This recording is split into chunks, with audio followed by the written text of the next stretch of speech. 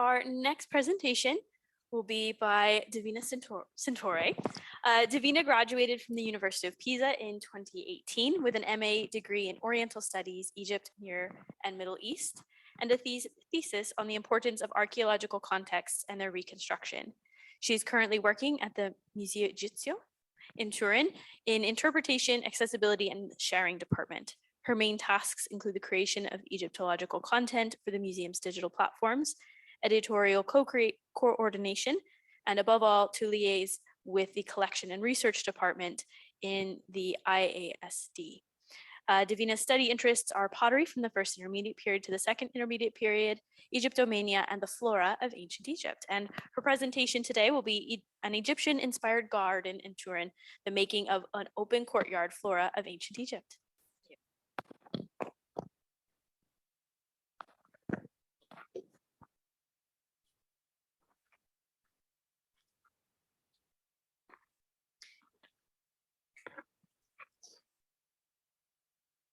Good evening, everyone. It's a real pleasure to be with you today and to share one of our latest work in the Museo Egizio, which is an Egyptian-inspired garden. Let's say that in July 2021, this project was started to create an Egyptian-inspired garden in the museum's inner courtyard. The aim was to transform the courtyard of the Collegio dei Nobili, a passageway from the museum entrance to the ticket office, into a space that could be used by both inhabitants of Turin and museum visitors from all over the globe. The title in Italian is Cortile Aperto, Flora dell'Antico Egitto, which means open courtyard, flora of ancient Egypt. And this title describes the two main objectives of the project. First, the creation of a freely accessible space, and also the reproduction of the plant life of an ancient Egyptian garden. It was inspired by depictions of a garden found in the tomb of the Egyptian elite, and you will see it later. And we developed this project also with the support of archaeobotanical studies. And this project is also an attempt to restore the ancient landscape of the Nile, because normally people think that ancient Egypt was an arid and uninhabitable place. And we wanted to allow visitors to discover the variety of plant species, colors, and scents of ancient Egyptian gardens. This project that bridges archaeology and botany was carried out by an international and interdisciplinary team that has seen the museum professionals joined by specialists in the care of plant species and gardens. So before I start, I'd like to thank all the team. So thank you to Cédric Gobeil, Johannes Sauer-Müller, Virginia Cimino, Enrico Barbero, and Maria Vallese, Piera Luisolo, Eric Lopresti, and Giovanni Delou. It's a team job, so I'm very grateful to all of them. The making of the garden can be divided in 5 major steps. First, there was the planning phase, and in this phase, the curatorial, aesthetic, and functional objectives of the garden are defined. The climatic conditions are assessed because an Egyptian garden in Turin, I mean, it's not so easy, as well as the budget and special limitations. Then we have the design phase. In this phase, the detailed design of the garden is drawn up, including plans, sections, and detailed description of design choices. In addition, the most suitable materials for the project are defined because, of course, we had to select materials that could be used in outdoor environments. Then we have the implementation phase when the garden is physically creating, so by setting up the irrigation system and the structure and positioning the plants. And then we have 2 phases that work together, the maintenance phase and monitoring phase. It is fundamental to take care every single day of the garden because it's a living creature. That's why it's a never-ending project. But let's go in more detail. So for the planning phase, everything started with our director. He informed our team that we had to work on an Egyptian garden in July 2021. After an initial shock, the group immediately set to work to fully understand the type of evidence and amount of materials available for the reconstruction of an ancient Egyptian garden. Thus, Egyptological and botanical publications on ancient Egyptian gardens and flora were consulted. Here you have just a few examples of the books that we had at our disposal. At the same time, the first architectural and layout assessment began. Egyptian gardens are among the oldest evidence for the use of nature to create man-made places, and so to create lush and vibrant landscapes. They not only tell us about the botanical species that inhabited ancient Egypt, but also about aesthetics, the lifestyle of the upper classes, and the garden culture during the time of the pharaohs. Evidence of their garden culture today consists of documented archaeological remains in both living, Templar, and funerary context. Here I gave you just a very few examples. We have, for example, the bent pyramid with the relative funerary complex, and in the temple you have a garden, or I'm showing you the Maruaten, and then just an evidence from the village of Tel El Amarna. So we have so many different gardens and different purposes to build them. Also, we have to study paintings, models, and written documents on stone and papyrus that could describe the layout, the size, the plans, and use of gardens. So it was, let's say, a huge work to start with. Problem is, such evidence covers a time span that includes almost the entire pharaonic period. So it was necessary to isolate a precise period of time and a visual model of reference. The structure of the museum courtyard that you will see later, and the amount of material that could be consulted, and the variety of botanical species documented, led us to be inspired by the pleasure gardens of the New Kingdom, depicted in many tombs of high officials of the period. The pleasure gardens of this phase have some very interesting characteristics that we thought we could reproduce in our courtyard. In particular, this repetition of geometrical shapes and concentric distribution of plants. This is our courtyard, and several elements of uncertainty characterized the first design of the garden. First of all, the local climate, an element that we had to think a lot about with the help of external collaborators was to identify botanical species that could not adapt to the local climate. We had to discuss species by species to identify those that could be found in Europe, but also that could survive the weather conditions in the city of Turin. That's why this is an Egyptian-inspired garden and not an Egyptian garden.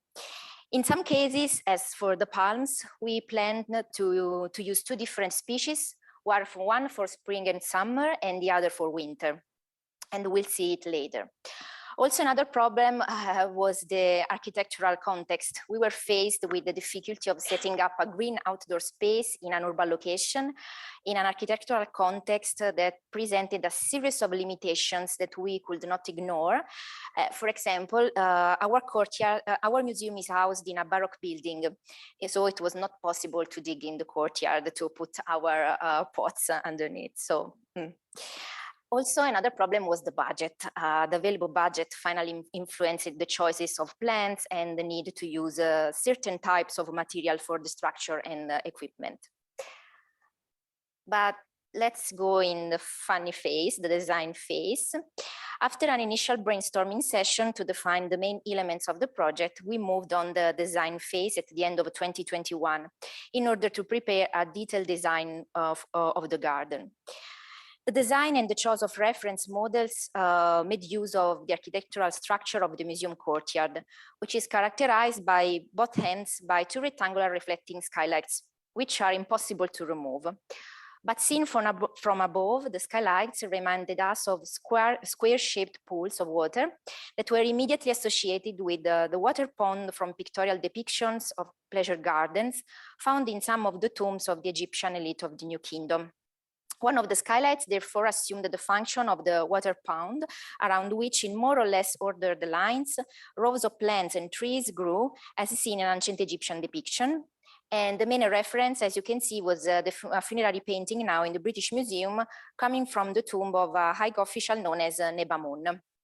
This polychrome fragment gives you a general idea of the points I was talking about before. So you have a central water pond, and all around you have, let's say, little plants, and then outside you have bigger trees, such as the sycamore trees and Ficus caricus, the common figure, palms, and so and so.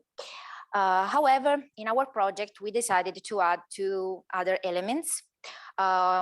In the front of the garden, you have a glimpse of a Nilotic landscape and with a basin full of water lilies and papyri. And then in the back, you have a small orchard because we wanted to link our garden to our collection. And we have several botanical remains, in particular from the tomb of Ka and Merit. In fact, in 1906, in the tomb of Kai Merit, Schiaparelli found a large quantity of food in the tomb, and much of the food was carefully arranged on wooden and reed tables right in front of the coffins of Ka and Merit. And the archaeobotanical remains were analyzed by Oreste Mattirolo, a professor of botany at the University of Turin, and identified several botanical species such as cumin, juniper berries, garlic, but also fruits like daim palm nuts, dates, berries, almonds, grapes, and even a fruit compote that you can see on a table in the presentation. Then we have the implementation phase. So we finally chooses our plants, and the work kickstart. In this case, every specialist in the field besides us made it extremely easy for us to retrieve plants from our list. And when they weren't available, in most of the cases they were not available, we found suitable substitutes. We also physically visited plant nurseries to select our plants. The most interesting trip was to Pistoia, the nursery gardening capital of Europe. So landscape and garden architects from all over the world come here. Then we had our final list.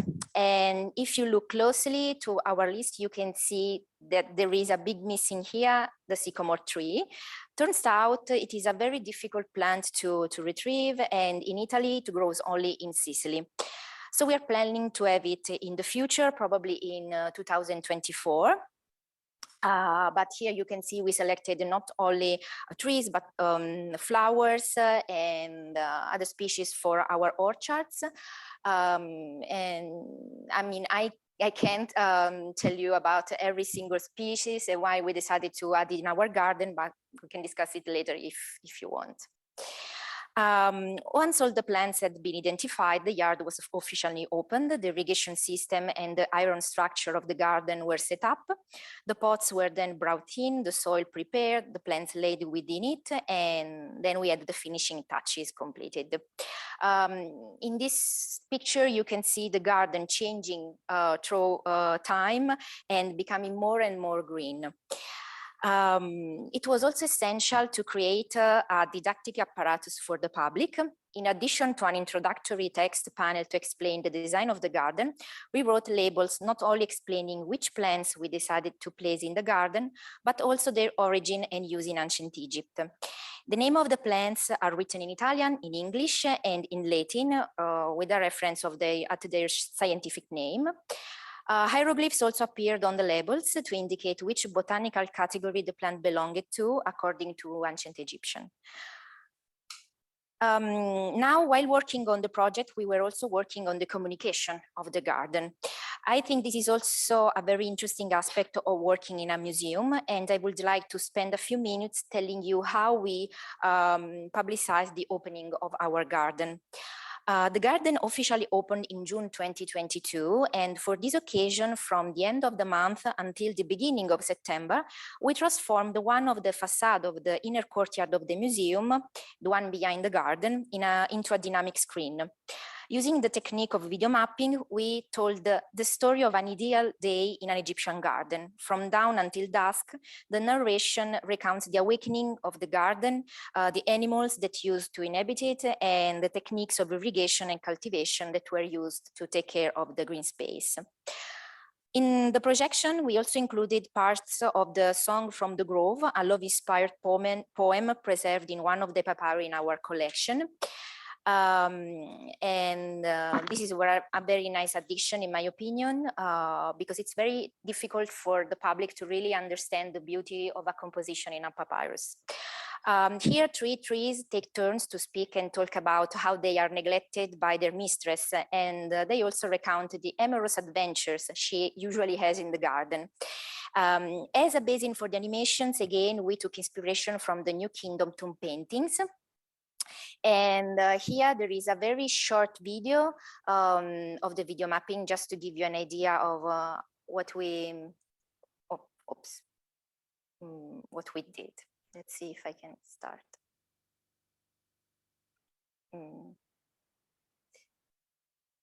Nope. Can I exit from the presentation? Yeah.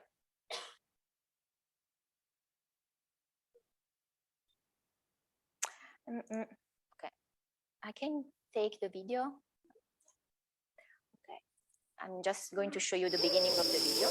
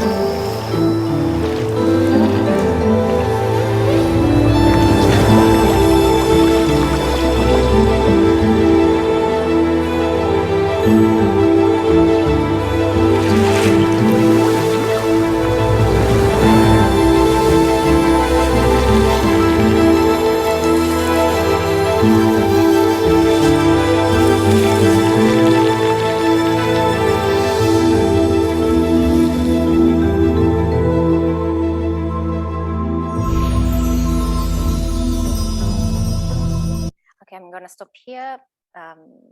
Maybe if we have time later, we can have a look at the full video, but for now, let's continue. Okay. Also, we decided to talk about the garden on our social media channels. Posts were created about the origins and uses of the various plants in the garden, which were then linked to objects of our collection. So, for example, talking about water lilies and their symbolic value, we also showed a faience bowl from our collection. With cornflowers, on the other hand, we showed the floral garlands found in the tomb of Ka. One of the flowers that was used was cornflower, and so we gave to the public the idea of a very bright and colorful red of flowers. Then we have the maintenance and monitoring phase. So as I was telling you before, the garden is alive, constantly growing, changing, and literally breathing. This is why it is essential to continue to take care of it, and it will therefore always look like a work in progress project. For example, in winter, it becomes essential to replace some tropical species with their relatives that can survive the colder winter in Turin. That's what happened this year. So the aquatic plants, for example, were the first to be removed. The pools were emptied of water and filled with soil. The palm trees also had to be removed, but in their place, we placed the Chinese palms, which can tolerate the harsh winter climate very well. With the replacement of some plants, it was also necessary to replace the labels. And naturally, the plants that were removed were not thrown away, but placed in our air-conditioned nursery until spring arrived. And this spring, palms and water lilies were put back in their place, and we also sowed new plants in places where the previous one had died. We also implemented a new irrigation system and used a more appropriate type of soil for the orchard section of the garden, more suitable for these plants. What about the future? Talking about work in progress. In 2024, the Museo Egizio will celebrate its bicentenary. That's why we are developing so many projects, and one of them is the installation of a new garden, this time of the roof of the building. This is something completely new, and this new green outdoor space, which is expected to open in May, June 2024, will adjoin a room in the museum called In Search of Life, What Do Human Remains Tell Us? An exhibition focused on life in ancient Egypt, reconstructed through the study of human remains. The room deals not only with the study of human remains, but also with the subject of their display and its ethical implications.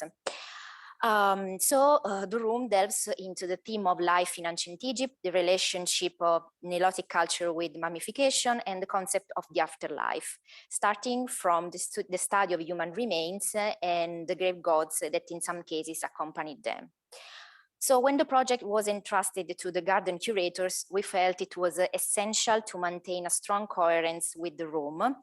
So it was impossible to build a pleasure garden. And we decided to create a funerary garden inspired by the one found the Spanish archaeological mission in Drabuelnaga. I'd like to thank our colleagues for the pictures and all the information they gave us on their discovery. They were very useful for our project. In Pharaonic Egypt, gardens played a fundamental role also in funerary symbolism. The remains of the garden found by the Spanish mission provide sound archaeological evidence that the square grid gardens also appeared in funerary contexts.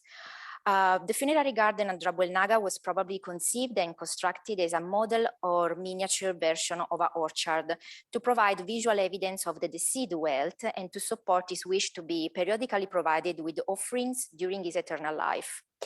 The garden probably also played a role in one of the funerary rituals performed at the entrance of the tomb and was enriched not only with plants useful for funerary offerings, but also with symbolic significance. As you can see also, the interior of the garden is divided into a grid of 23 square, measuring approximately 30 per 30 centimeters. Separate from each other by 8-centimeter wall with rounded top. There are also other plant enclosures of different shapes and sides, plus two slightly elevated platform in the middle. The garden could be reached by a staircase covered with white plaster. And there was also an outer wall all around the garden and probably was covered with white plaster. Each square served as an independent cultivation area, and the silt walls helped to retain water within the individual beds. The purpose of this structure is to allow cultivation in a very difficult environment by optimizing the water available, making it characteristic for arid areas. So let's say archaeological evidence of this type of garden has been found not only in funerary sphere, but also in inhabited areas such as in the fortress of Uronarti, in Avaris, in Telelamarna, and in other places, of course. Iconographic evidence is also numerous and tell us how these gardens, fruit and vegetable patches were cultivated and watered. So we had a lot of information to work on, and it's pretty clear that such garden was perfect not only for In Search of Life, because there is a strong connection with the afterlife, but we can also touch the topic of everyday life. This is the project of the new garden on our roof, and you can see on the right there is this red circle, and inside our garden, which is just take inspiration from Drabuelnaga funerary garden, but it's not quite similar. Our garden will have a regular grid with squares of about 30 per 30 centimeters with no larger cultivation areas. It's impossible to make it of silt, but we are working with our suppliers to create a metal structure to be covered and painted with the materials that at least give the idea of the original materials. For safety reason, as we are on the roof, it will not be possible to insert the staircase or trees into the garden. As for the list of plants, we will use species vegetables, fruits, and flowers that form the basis of the funerary offerings, and at the same time, the diet of the ancient Egyptians. Here you have a list we are still working on, and we have also taken into account the botanical species so far identified by the excavation in Drabuelnaga. The roof garden is actually a very large space, and on the opposite side of the funerary garden, we would like to build a new vegetable patch where it will be also possible to engage audiences. Children, but also adults will be able to help us to create an ancient orchard while experiencing the colors and smells of the flora of ancient Egypt. As I mentioned, this is a project that has yet to be finalized. If there is one thing that we learned in the creation of the first garden, it is that very often the project changes over time to adapt to problems and new needs that may arise over time. So of course, keep following us to find out what will happen with our roof garden. And thank you.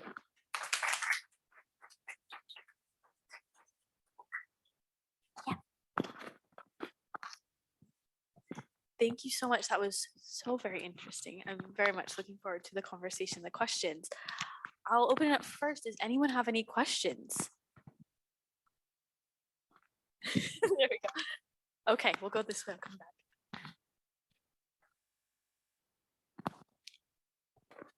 Thank you, Divina. That was really beautiful. I was there in September, actually, so I saw it then. It's really pretty. I'm just wondering, when you look at the ancient species you got from the New Kingdom, does that show you anything about the climate change that's happened over the past couple of thousand years? Can you see anything about what grew then and what grows now in Egypt?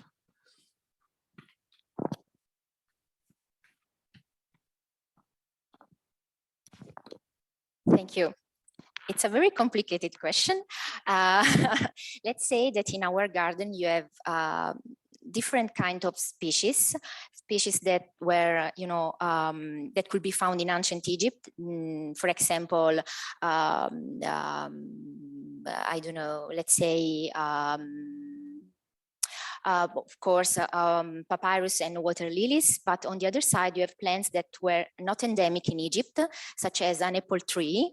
It was impossible to grow naturally in ancient Egypt, and that's why we decided to use the New Kingdom as a historical period of reference, because in that moment, in that period of time, it was normal to have species from all around, let's say all around the Mediterranean Sea arriving in Egypt. And the apple, for example, is a tree that grows only in Europe and other zone, but not in Egypt. And it was brought for the first time in the Delta in the residence of Ramses II.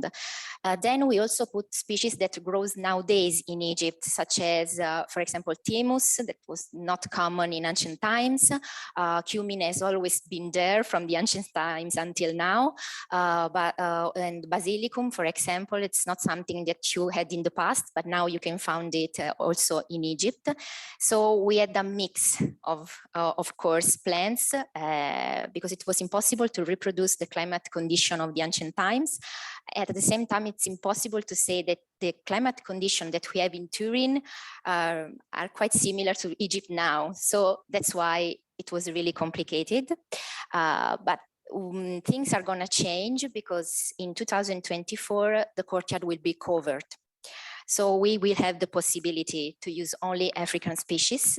And that's why your question is very complicated, because we have to understand if you want to keep with the ancient species or also modern species that now grows in Egypt. But let's say you have a very wide,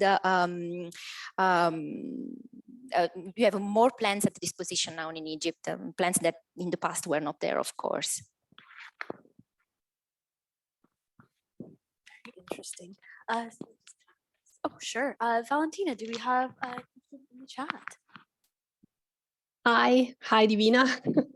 No, unfortunately, for the moment, we don't have any questions in the chat, but I have a question. So I would like to take this opportunity to ask you something. First of all, as Bente, I had the chance to see the garden, and it's lovely. So if you go to Turin, please go and visit the project. How did you come up with the idea of, let's say, building an Egyptian garden in the courtyard of the Museo Egizio? What was the idea behind the realization of such a wonderful project? Thank you, Valentina. It's nice to see you and hear you. That's a good question too. Let's say when you go and visit a museum, you can have an idea of the material culture of ancient Egypt, how this material culture is changing through times, and you can discover people behind objects, but you are always missing landscape. It's very difficult for non-Egyptologists to have an idea how Egypt is and how Egypt was. So we wanted to give a glimpse of a Nilotic landscape, show them how the landscape was in the past. I mean, this is just a very, it's a very, let's say, little example of what we can do, but it's just a starting point, and we hope to develop it in the future. Thank you very much. Amazing. Thank you.